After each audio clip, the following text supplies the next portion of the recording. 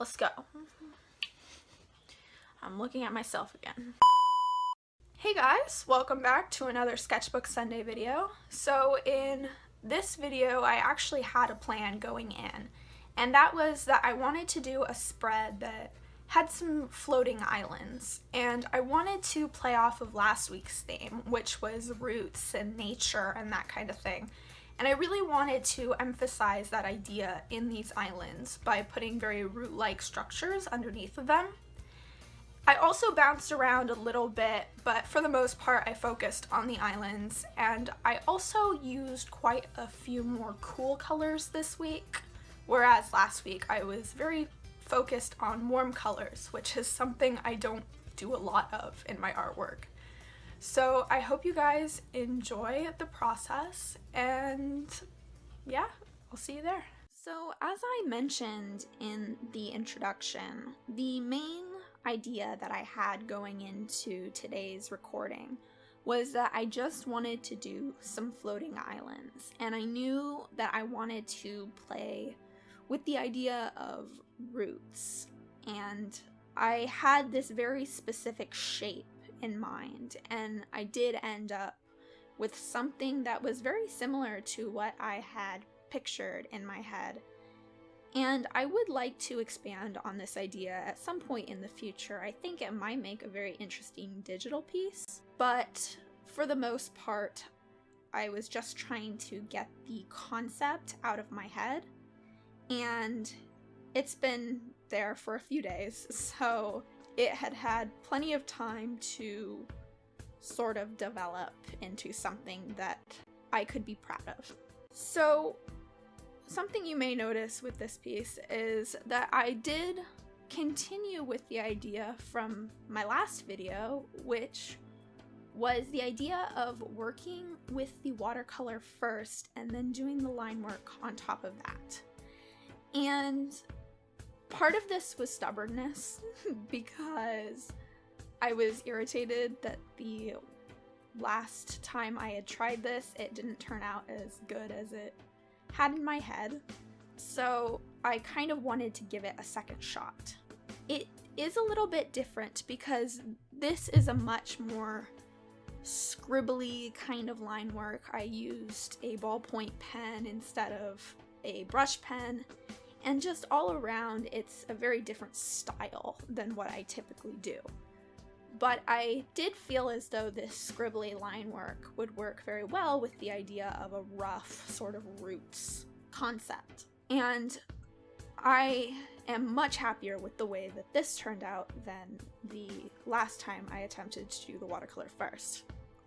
And I think it's sort of playing off of the idea that I mentioned in that video, which was that I just needed to focus more on shadows and less on doing line work, and that I should just let that go and wait until the actual shading was done. And as you probably saw, when I was doing the line work, I did make sure that I followed the shadowed lines that I had already put in place with the watercolor. And so moving on, I did jump a little bit around in this sketchbook today. I didn't just work on the islands, but that was the main thing that was in my brain that I needed to get out.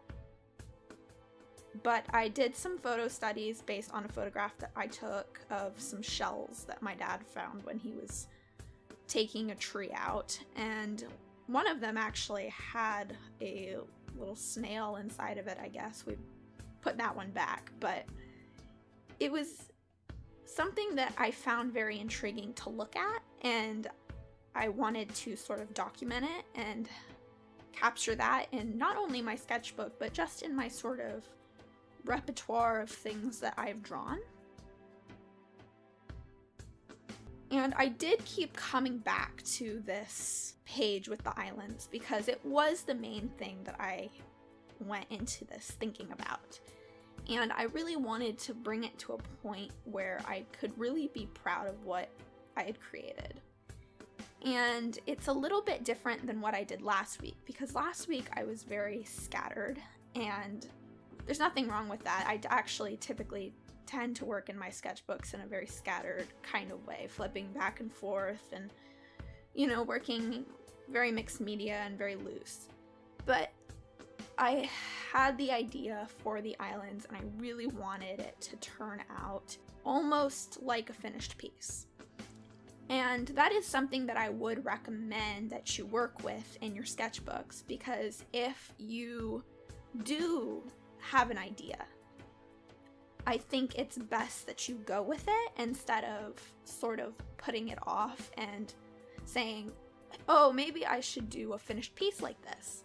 Because yes, I could have made a finished piece like that, but I would have been a lot less relaxed than I was working in my sketchbook. Because the thing about your sketchbook is it doesn't have to be perfect. And I think that kind of carries through time after time after time, that a sketchbook doesn't have to be perfect. And with this little abstracted plant that I did with a lot of triangles, it's not perfect. I'm not even sure that I like it that much. But by the time I'm finished with it, I did learn a lot from it.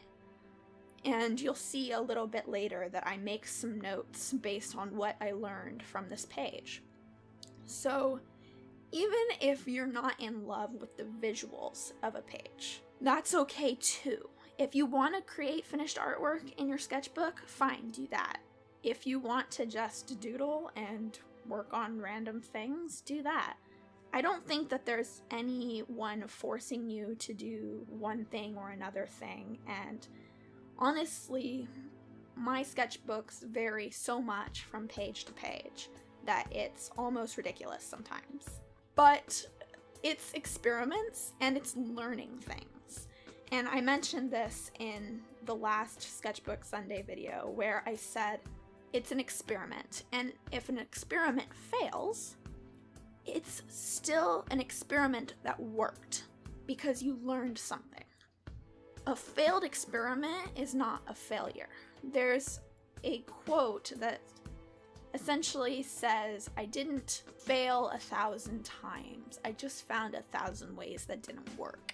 And there are several sources for that. Some people say Albert Einstein, some people say Benjamin Franklin, some people say Thomas Edison, so it's very unsure where the origins of that quote come from, but whoever originally said it doesn't really matter as much as what it stands for as a quote itself.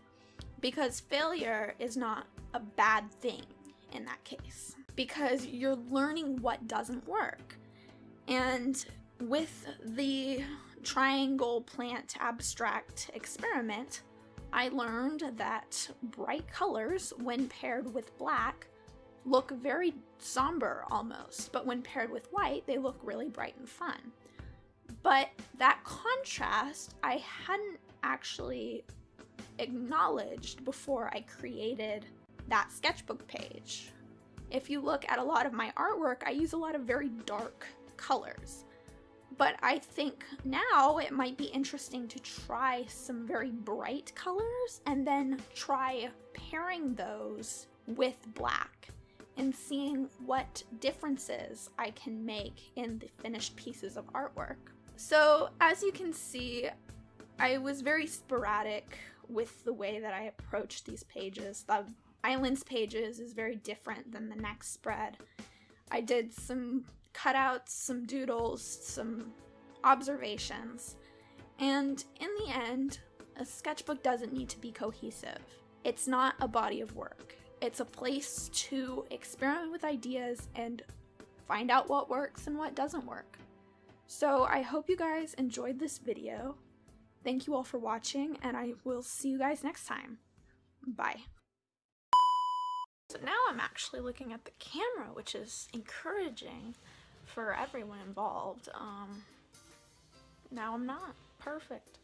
The only reason I've decided to do this is because I'm sick and freaking tired of being nervous of looking into cameras and speaking to myself when I speak to myself all the time anyways. So basically, I'm trying to grow my hair out, and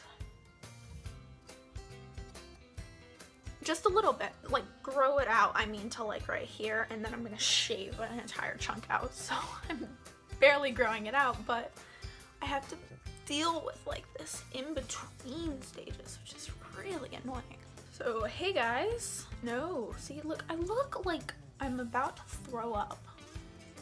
It's just like my resting face, but like I'm not good at smiling on command. Like there needs to be something to make me smile, so like when I go, hey guys, I look so sad, but I'm not sad, I'm just hanging out.